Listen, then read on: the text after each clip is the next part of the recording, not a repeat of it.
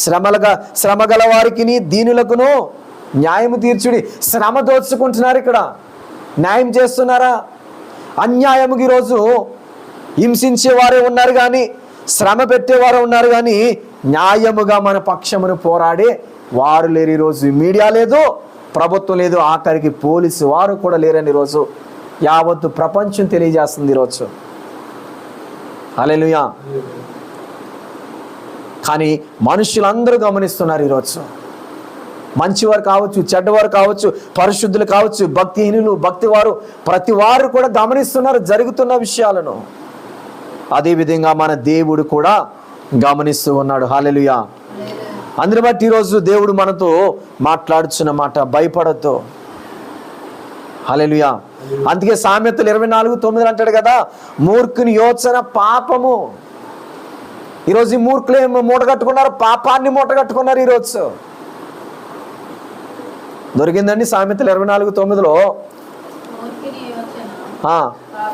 మూర్ఖుని యోచన పాపము, అపహాస్యులు నరులకు హేయములు అంటున్నాడు.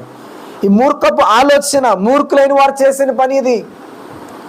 ఒక మనిషిని చంపేస్తే సువార్త ఆగిపోతుందని, ఒక మనిషిని చంపేస్తే మాకు వచ్చి ఇబ్బందులు తొలగిపోతాయని, ఒక మనిషిని చంపేస్తే క్రైస్తవ్యమే నశించిపోతుందని.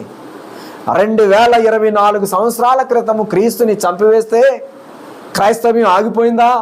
రోమా చక్రవర్తి క్రైస్తవ్యం లేకుండా చేస్తానని ప్రకటించిన వ్యక్తి ఈ భూమి మీద లేడు కానీ ఈ రోజు వరకు కూడా క్రైస్తవ్యం జీవిస్తుంది, వర్ధిల్లుతుంది. హల్లెలూయా. ఇది సర్వ ప్రపంచం చూస్తున్న సత్యం. ఇది రోమా చక్రవర్తి అన్నాడు క్రైస్తవ్యం లేకుండా అంతం చేసేస్తాను. హిట్లర్ కూడా వచ్చాడు, హిట్లర్ కూడా అన్నాడు నాజీస్ ఎంతో మంది క్రైస్తవ్యం లేకుండా చేస్తాం. ఎవరు తరము కూడా కాలేదు, ఆఖరికి వారే మట్టిలో కలిసిపోయారు. హల్లెలూయా. హల్లెలూయా. ఇది ఎవరు తరము కాదు. అందుకే 2వ దినవృత్తాంతాలు అంటాడు కదా 20:17 భయపడకుడి, జడియకుడి, యెహోవా మీతో కూడా ఉండును అంటున్నాడు అక్కడ. హల్లెలూయా.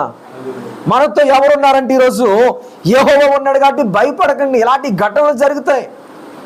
శిష్యులైన వారిని హతసాక్షులుగా చంపివేశారు, వాళ్ళని తలకిందులుగా సిలివేశారు, 2గా చీల్చివేశారు, మరుగుతున్న నూనెలు వేశారు.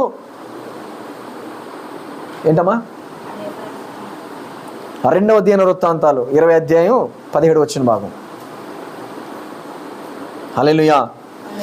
వారిని రాళ్లతో కొట్టి చంపారు, సిలువేశారు.